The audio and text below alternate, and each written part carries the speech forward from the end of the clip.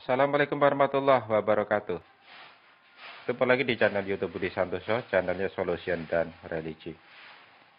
Di pertemuan kali ini ya, saya akan memberikan tips-tips yaitu bagaimana men-setting ya mesin poles padi jenis LM24 ya. Ya kebetulan yang saya pakai ini adalah LM24. Bagaimana men-settingnya dalam keadaan masih baru ya. Baru masih datang dari toko, masih baru, masih dari pabrikan.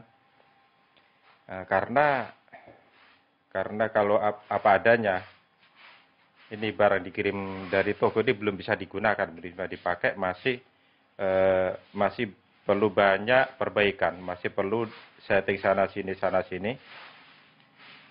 dan saya akan memberikan tipsnya. Sebenarnya untuk jenis LM24 ini maupun Yanmar Agrindo nggak jauh berbeda ya sistem kerjanya. Cuma sistem yang sedikit membedakan adalah setelan rollnya. Setelan rollnya itu yang agak sedikit membedakan antara Yanmar, Agrindo maupun LM24. Sobat terus video ini, jangan lupa untuk share, like, dan subscribe.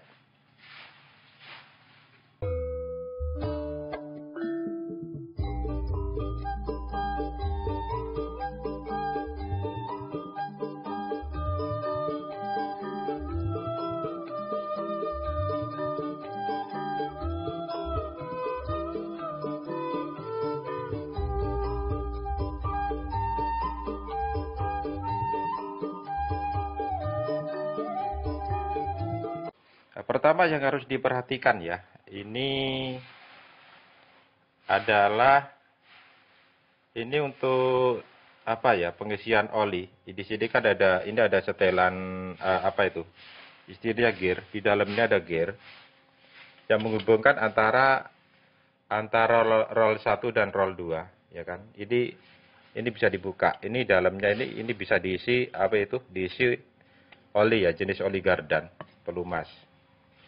Ya fungsinya untuk melumasi gardan-gardan ada sekitar 3 atau 4 ada di dalam sini. Kalau bawaan dari pabriknya ini keadaan masih kering ya. Cuma dikasih oli gardan ya. Ya plus minusnya itu 1 liter oli itu. Kalau rekomendasi dari toko itu biasanya itu oli 1 liter itu suruh masukkan semua ke dalam sini, ya kan. Tapi menurut saya itu salah ya. Ini tip yang akan saya berikan. Jangan dari 1 liter oli itu jangan dimasukkan semua.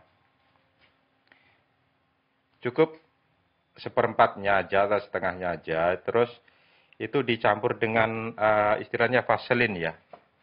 Vaselin kan murah itu, antara 10 ribuan aja. Masalah kalau terlalu encer, nanti itu di sini kan ada rongga di sini tuh. Nah, ini ada rongga.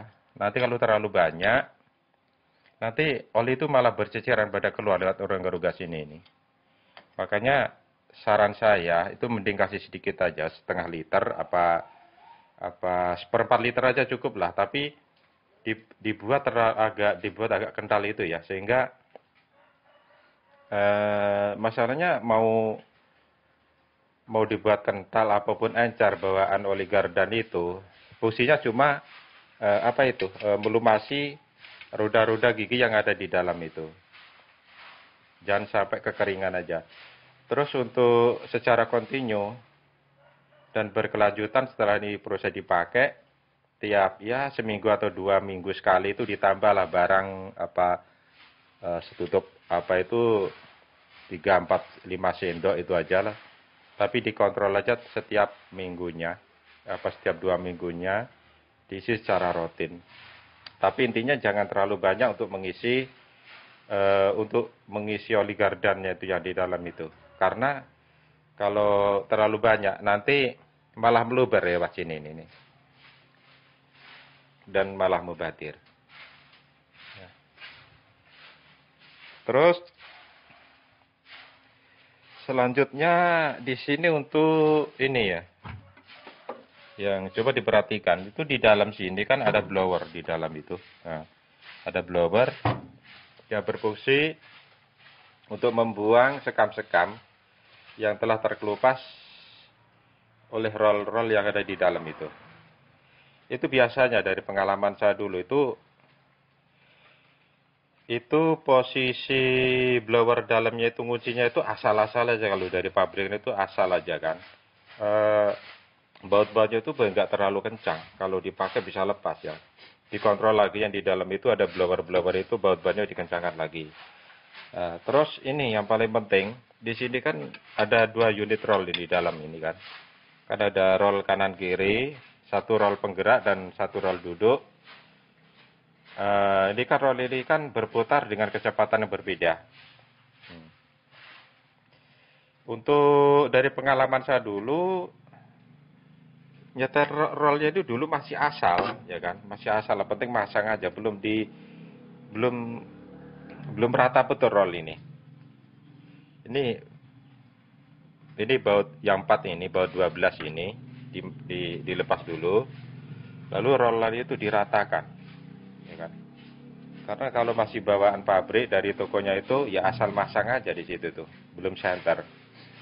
Jika kalau apa adanya itu langsung dipakai, ya nanti berakibat roll itu tidak rata, yang tengah udah habis, yang pinggir itu agak meruncing itu karena nggak kemakan oleh roll yang sebelahnya lagi.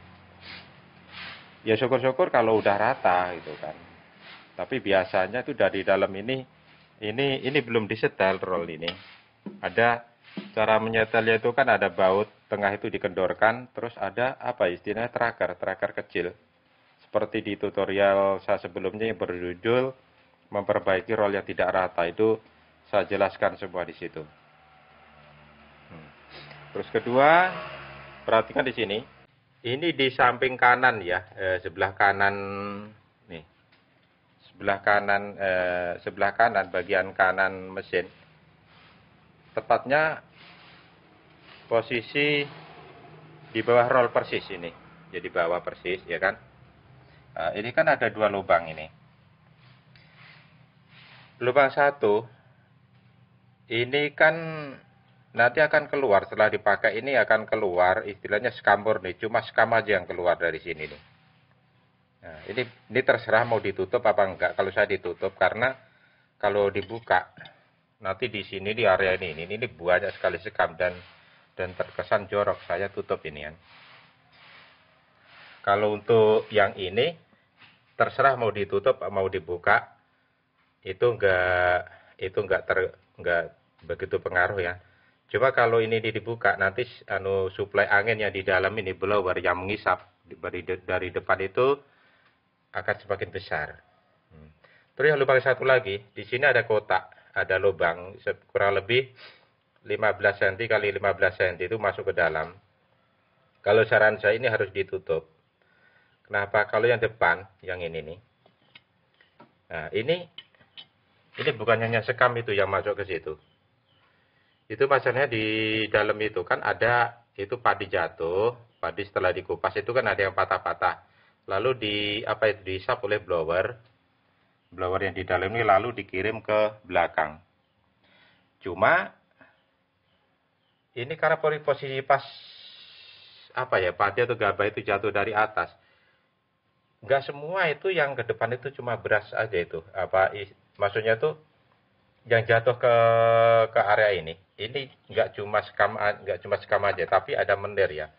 Mender itu sejenis beras yang kecil-kecil yang jatuh ke situ. Karena mender itu kan beras yang kecil-kecil itu nggak bisa kedorong ke belakang, akhirnya dia jatuh ke sini. Tapi ini bukan istilahnya bukan operator yang mengakali seperti, memang desain pabriknya dari sana seperti ini. Supaya nggak menimbulkan kecurigaan orang, ini ditutup seperti ini kan.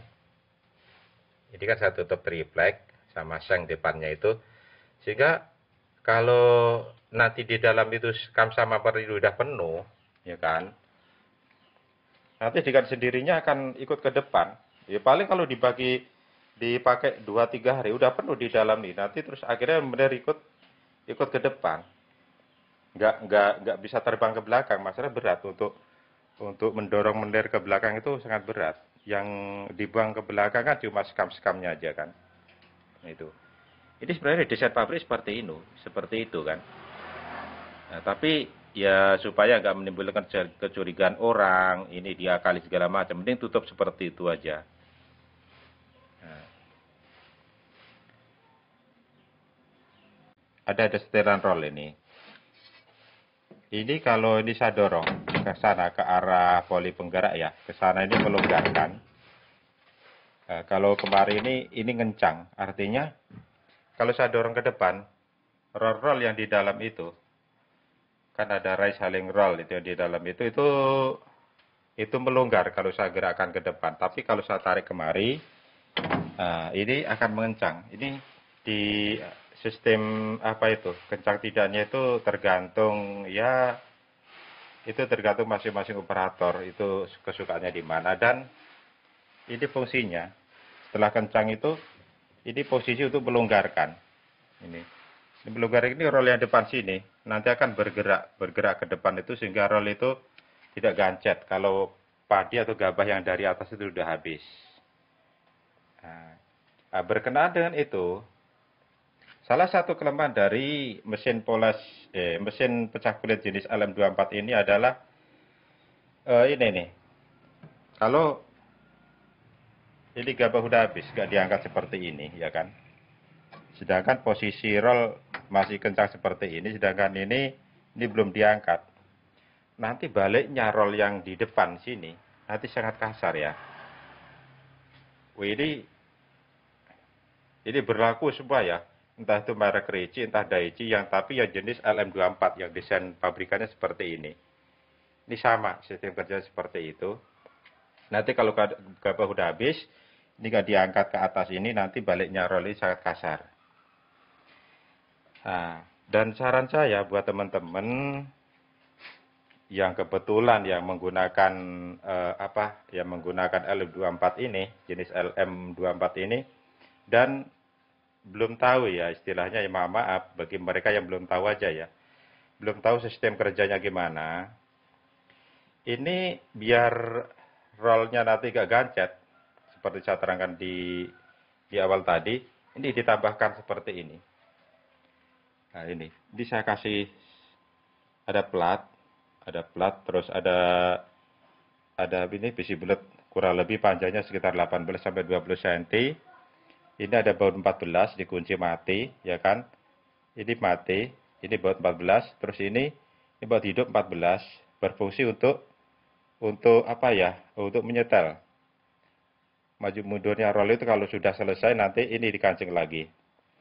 Ya fungsinya ini adalah mengubah jenis LM24 ini menjadi matic. Ya sehingga nggak roll yang di apa itu setelan roll itu yang di belakang itu nggak usah dikendorkan. Jadi nggak tarung. Ini sistem kerja udah seperti Yanmar ataupun Agrindo. Bahkan ini mungkin lebih simpel lagi. Coba seperti ini aja ini. Coba perhatikan ini ya, itu besi atas. Lalu ini saya kasih kawat rem, entah jenis kawat rem atau kawat kopling yang berfungsi itu menahan laju roll yang di depan ini supaya nggak balik ke pergerakan balik ke belakangnya itu kalau gabah udah habis itu nggak kasar sehingga nggak menimbulkan gejatan roll, kan? Sistem kerjanya seperti itu. Cuma ini aja nih, coba nih. Ini saya ikatkan di sini, ya kan? Lalu saya tarik, ini ada baut ini, setelan roll yang depan ini. Lalu saya tarik lagi ke belakang ini. Nah, coba gitu aja itu. Coba saya ikat-ikat kawat aja itu. Kelihatannya sangat sepele ya. Sangat sepele sekali, tapi ini sangat bermanfaat dan sangat membantu dari kinerja mesin pecah kulit LM24 ini menjadi halus. Jadi kalau dari pabrikan, ini kan poli satu, lalu ada di samping sini ada poli yang satu lagi yang itu. Tapi saya lepas, ya kan? Ya bukannya nggak ada maksud dan tujuannya. Ini kalau posisi poli itu nempel di sini, ini posisinya seperti istilahnya bandul ya. Untuk sebenarnya posisi sangat bagus. Posisi itu istilahnya seperti roda gendeng gitu kan. Sehingga membuat apa ini kinerja roll itu karena di sini ada pemberatnya lagi, bandul di sini yaitu poli itu. Ya kan? Kinerja dari roll itu jadi stabil sebenarnya itu. Sangat stabil. Tapi ini saya lepas karena bukan apa-apa. Ini di baut-baut di sini. Ini kan bautnya itu yang untuk menghubungkan antara apa ini kan as. Ini kan ada as 1 in yang mengikat sama poli ini.